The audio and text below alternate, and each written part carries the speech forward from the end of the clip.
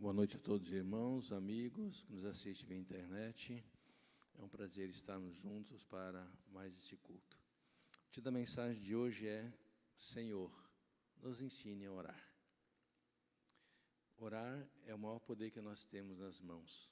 Mas sempre a questão é: quanto tempo passamos em oração? Como são nossas orações ao nosso Deus? Quanto tempo nós ficamos parados diante dele apenas para ouvi-lo? Ou nós apenas falamos, levantamos e vamos embora?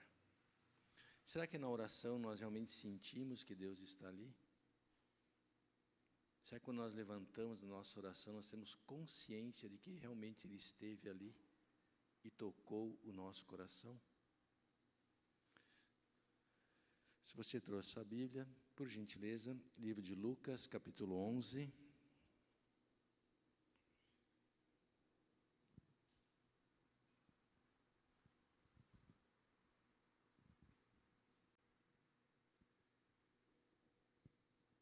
Vamos ler o verso 1, que diz assim: De uma feita, estava Jesus orando em certo lugar. Quando terminou, um dos seus discípulos lhe pediu: Senhor, ensina-nos a orar como também João ensinou aos seus discípulos. A oração é algo, talvez, das disciplinas espirituais, a mais simples. Você pode fazer em qualquer lugar, onde você estiver, em qualquer momento, você pode orar. Mas parece que é a mais difícil de exercermos. Levantar, parar e orar, às vezes parece que para nós é algo não muito necessário. O que nos torna grandes diante de Deus não é o que nós fazemos para Ele, mas, na verdade, é o toque de Deus em nossa alma. O que nos torna grandes diante de Deus é a espiritualidade que Ele coloca em nosso coração. Uma vez eu vi uma declaração daquele ex-satanista, agora adventista do sétimo dia, um menino africano, acho que é Gabriel. Ele disse algo interessante, disse, quando ele estava no satanismo, ele diz assim: nós olhávamos para a pessoa e nós procurávamos não o que estava no exterior, mas o que estava no interior. Interessante. Então, o mais importante que nos torna grande diante de Deus, verdadeiramente, é a espiritualidade que Ele coloca em nosso coração. Deus sempre usou seres humanos para alcançar seres humanos. E Ele espera, e ainda hoje procura essas pessoas para serem canais de bênçãos e canais nos quais Deus pode alcançar as outras pessoas. O maior exemplo desse canal foi Jesus, onde Deus derramou todo o seu poder, sua graça e glória para os corações dos homens. Ele fala principalmente com os homens por meio de outros homens, através daqueles que permitirem serem usados por Ele. Semana eu vi uma história de um pastor que está estudando a Bíblia, me disse algo que eu falei: puxa vida, como eu gostaria que Deus me usasse assim. Ele estava em casa, estava orando, ele ia à igreja dele, e Deus falou para ele: hoje na igreja você vai falar com uma pessoa que está devendo dinheiro para outro, e esse que está devendo dinheiro está para fazer algo muito horrível. Só foi isso que Deus falou para ele. E ele é um homem sincero. Ele falou: Senhor, mas como eu posso falar isso? Ele falou: fale. E no sermão dele, no culto, num dado momento, ele falou: olha, Deus pediu para falar isso, não é o que eu faço, mas é o que Deus pediu. Porque há aqui na igreja hoje 2 irmãos, onde um está devendo dinheiro para o outro, e o credor está muito angustiado, o devedor está muito oprimido, porque não pode pagar, quer pagar, mas não pode. E Deus me disse que vocês devem se reconciliar. Vocês estão aqui? E ele disse que ele ficou meio incrédulo. E é engraçado, quando Deus manda a gente fazer algumas coisas, é contra aquilo que nós normalmente achamos que devemos fazer. O irmão se levantou que estava devendo. E, sim, pastor, é verdade. E para quem ele estava devendo, é para o irmão carnal dele, o próprio irmão. E ele falou, estou devendo dinheiro para o meu irmão, eu quero pagar, mas eu não consigo. E o pastor falou, então vem aqui à frente. E o irmão estava na igreja. E o outro irmão levantou em lágrimas e disse, pastor, é verdade. Eu estava realmente para fazer uma grande besteira na vida. Eu estava pensando em tirar a vida do meu irmão. Eu ia matá-lo. E aí, o pastor disse, meu irmão, o que você vai levar dessa vida? Me diga. Você não vai levar nem um tostão do que o seu irmão lhe deve. E naquele dia houve reconciliação.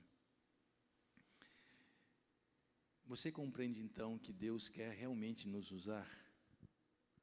E esse pastor disse algo interessante, disse, pastor, o reino espiritual e o reino natural são iguais. Nós é que não vivemos no mundo espiritual como Deus quer que nós vivamos. Nós vivemos no mundo material. Porque senão Deus falaria muito mais conosco. E falaria mesmo. Portanto, o que nos torna grandes realmente diante de Deus é a nossa espiritualidade. E o mundo nos faz nos desviar disso e esquecer que a prioridade da nossa vida é ter Deus constantemente em nosso coração. Todos nós precisamos do poder do Espírito Santo. Não há um poder além desse, e somente o Espírito pode controlar a nossa mente, os nossos pensamentos e as nossas vontades. Mas nós precisamos nos submeter ao seu poder. Há 5 caminhos de poder. A vida, que é o que nós somos. Os lábios é o que nós dizemos. Tiago escreve um capítulo todo em sua carta sobre a língua, tamanho poder dela, e Salomão em Eclesiastes e também em Provérbios fala mais um tanto sobre. E realmente os lábios dizem muito daquilo que nós somos. O serviço, aquilo que nós fazemos para Deus, e o ouro, que é aquilo que nós guardamos em nosso coração. E aí Paulo diz, pensai nas coisas lá do alto, não das coisas aqui da terra. Aqui tudo vai passar muito rápido. Da noite para o dia, se Jesus não volta, nós envelhecemos e o tempo passa. Da noite para o dia, nós passamos a depender dos outros e não mais de nós mesmos. E isso passa muito rápido. E por fim, a oração. O que reivindicamos no Senhor Jesus como nosso vencedor. Isso é, o que nós realmente pedimos para Ele. O mais importante desses caminhos, sem dúvida, é a oração. A melhor coisa que alguém pode fazer é orar. O homem implora por algo o tanto quanto ele tem o desejo realmente daquilo. Eu vou implorar pela cura de alguém o quanto eu desejo realmente de coração pela cura daquela pessoa. Eu vou realmente orar pelo perdão de alguém se eu realmente quero que aquela pessoa seja perdoada. A maior coisa que alguém pode fazer é orar, mas não é a única coisa, mas a primeira e a mais importante e a principal. Todas as demais coisas vêm pós-oração. As melhores pessoas do mundo não são as que oram. E eu não me refiro aqui às que falam sobre oração ou às que acreditam na oração, como talvez muitos de vocês nesta noite. Mas estou falando daqueles que podem explicar bem sobre a oração. São aquelas que verdadeiramente reservam tempo para orar. Então eu volto ao início do sermão e pergunto, quanto tempo você passou em oração? Se você observar, você levanta da cama e na sua mente há uma luta para dizer, olha daqui a pouco, primeiro eu vou fazer isso, primeiro eu faço aquilo, depois você ora. Já começou uma luta espiritual em nossa mente. Nós achamos que vamos fazer isso depois, ou depois, e não damos tempo para a oração. É a coisa mais simples, mas a mais difícil, porque é aí que está a maior luta. O propósito principal da oração não é em direção a Deus, mas em direção a este mundo.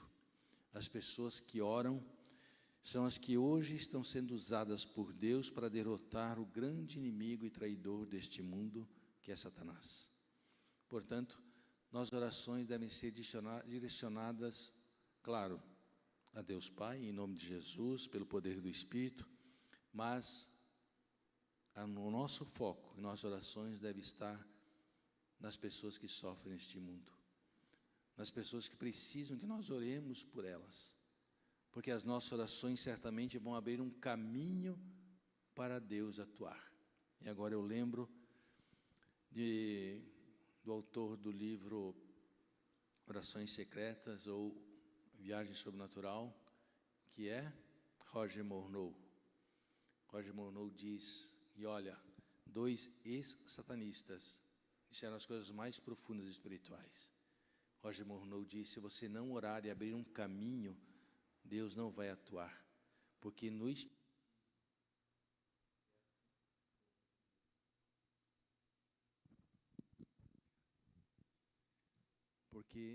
no mundo dos espíritos é assim que as coisas acontecem. Eles pedem para que os espíritos atuem e os espíritos vão atuar. No mundo espiritual do bem é o mesmo. Por isso Deus chama homens para orar, para abrir caminho para Ele atuar. Gaste tempo orando pelas pessoas que estão nos hospitais, pelas pessoas que estão angustiadas. Você sabe muito bem aquela experiência que foi feita, que pediram que em uma igreja orassem pela ala A do hospital e não pela ala B, sem saber o nome dos pacientes e muito menos o diagnóstico. Eles apenas iam nas orações e diziam, Senhor, abençoa hoje os pacientes da ala A do hospital tal. Mais nada. Constatou-se na pesquisa que os pacientes da ala A aceitavam melhor a sua enfermidade, aceitavam a medicação, reclamavam menos e tinham uma cura mais rápida. Você acredita na oração? Você acredita que você pode abrir um caminho para Deus abençoar? Podemos orar pelas escolas, pelos professores, pelos médicos, pelos policiais, por tantas coisas que certamente se nos colocarmos para orar, iríamos passar um bom tempo diante do Senhor, abrindo caminhos para Ele atuar. A oração não influencia o propósito de Deus, mas influencia as ações dEle, porque dá a Ele a liberdade, por meio de nossa disposição, de realizar os seus planos neste mundo. Como eu disse, nossas orações abrem caminhos para Deus atuar. Todo o propósito principal da oração é este: dar as mãos a Deus para derrotar o mal que aflige este mundo. Senhor, há tantas coisas que o mal tem feito neste mundo, e nós podemos refrear o mal através das nossas orações. Agora vamos pensar claramente e justamente sobre nós mesmos e honestamente sobre nós mesmos. Nossas orações são muito egoístas. Nós oramos muito por nós mesmos, pelo que é nosso, e esquecemos do mundo lá fora, que nós não conhecemos, mas que podemos abençoar. Deus chamou Abraão para ser uma bênção ao mundo, Deus chamou você para abençoar o mundo. Em Gênesis 18, nos versos 23 e 32, fala de Sodoma e Gomorra, e lá Abraão intercede por aquela cidade, dizendo, Senhor, se tiver 50, você vai destruir mesmo assim a cidade? Se houver 45, 40, 30, 20, até 5. Ele estava intercedendo por aquela cidade, que ele não queria que aquela cidade fosse destruída. Ele queria que Deus salvasse as pessoas. Da mesma forma, em Efésios 6, Paulo diz, a nossa guerra espiritual não é contra a carne, contra o sangue, mas contra as forças espirituais do mal nas regiões celestiais. Eu passei a orar nas minhas orações, Senhor, refreie o poder dos espíritos do mal. Deixe seus filhos livres nesse dia e os abençoa, onde eles estiverem. Afaste o mal da vida deles. E assim eu abro um caminho para Deus atuar. Se você pensa que essa oração de hoje vai valer para amanhã, não. As orações de hoje só valem para hoje. Claramente, Ellen White diz que as orações de hoje não valem para amanhã. Amanhã você tem que se ajoelhar e orar novamente. E pedir novamente a Deus. Há uma parábola na Bíblia, que está no capítulo 18 de Lucas. Você conhece muito bem essa parábola. É a parábola em que uma viúva vai ao juiz e diz: Senhor, eu quero que o Senhor julgue a minha causa. Eu fui enganada e o Senhor é o único que pode realmente defender a minha causa.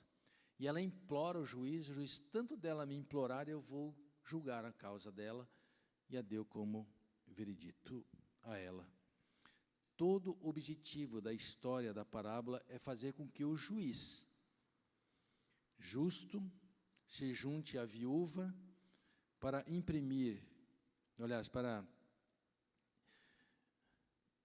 diminuir, para impedir os ataques do adversário contra aquela mulher. Toda a parábola nos ensina uma luta entre o bem e o mal, onde o juiz tem que se unir àquela viúva para que o mal não vença sobre ela. O propósito da parábola de Lucas 18 é ensinar os homens a orar e não desanimar, diz o verso 1. Esse tipo de oração deve ser incessante e deve acontecer todos os dias. Devemos ter esse tipo de oração de oposição a Satanás, não quando apenas as circunstâncias especiais para orar acontecerem. Em vez disso, em nossa vida diária, mesmo quando nada está acontecendo, devemos orar para Deus refrear o mal, pois nós não sabemos quando Ele pode se levantar contra nós. Portanto, a partir de hoje, se vocês que aqui estão, que nos assistem via internet, se dedicarem a orar, nós podemos mudar o mundo desta forma, se cremos e fizermos disso um ministério. Depois que o Senhor Jesus contou esta parábola, Ele disse que se o povo de Deus clamasse a Ele de dia e de noite, Ele certamente vingaria e faria justiça rapidamente. Portanto, esse tipo de oração deve ser dia e noite, sem cessar, porque Apocalipse diz que Satanás é um adversário que nos acusa diante de Deus de dia e de noite. Nós devemos orar para Deus nos proteger e proteger este mundo do mal de dia e de noite, constantemente, todos os dias. Esse clamor da viúva não parou até quando o oponente fosse julgado e punido. Da mesma forma, nós não devemos parar de orar para que Deus refreie o poder do mal e nos dê a vitória sobre Satanás até o último dia deste mundo. Porque o nosso inimigo não é a carne ou o sangue, mas os espíritos do mal que atuam. Nunca oraremos até o limite máximo do nosso ser, até percebemos que todo o impulso da oração é impedir o poder do maligno. Seja feita a tua vontade, Senhor, ou será feita a vontade de outro. Quando você ora para que a vontade de Deus seja feita, a vontade do outro será desfeita. Você já pensou o poder que você tem nas mãos? Você pode, através da oração, pedir a Deus para refrear o poder do mal. O que o inimigo mais teme, depois de Deus, é o homem que coloca toda a sua vida em pleno contato com o Senhor através da oração.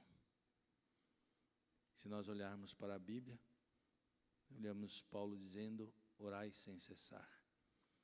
Ouvimos Jesus dizendo: vigiai e orai, pois não sabeis a hora que virá a tentação. Volte e diga a Ezequias, príncipe do teu povo: ouvi a tua oração e vi as tuas lágrimas. O que move o seu coração certamente moverá o coração de Deus. Senhor, ensina-nos a orar. Faz-nos ver que as nossas orações, nós temos o poder para vencer o mal. Que Deus abençoe você. Amém. Feche seus olhos para nós orarmos. Senhor, nosso Deus e nosso querido Pai, temos um poder que o Senhor nos deu, de podermos conversar contigo e humildemente suplicar em favor deste mundo, dos teus filhos que aí sofrem nas mãos deste inimigo. Refreia o mal nesta noite, nesta cidade, Senhor. Visita a cidade com os teus anjos, com o teu poder, e que pela tua graça, Senhor, conceda paz aos corações. Guarde-nos, pois entregamos a nossa vida também em tuas mãos. Abençoe os que nos assistem via internet. Abençoe todos os teus filhos. Que Jesus nos livre e nos proteja hoje e sempre. Nós oramos no doce nome de Jesus.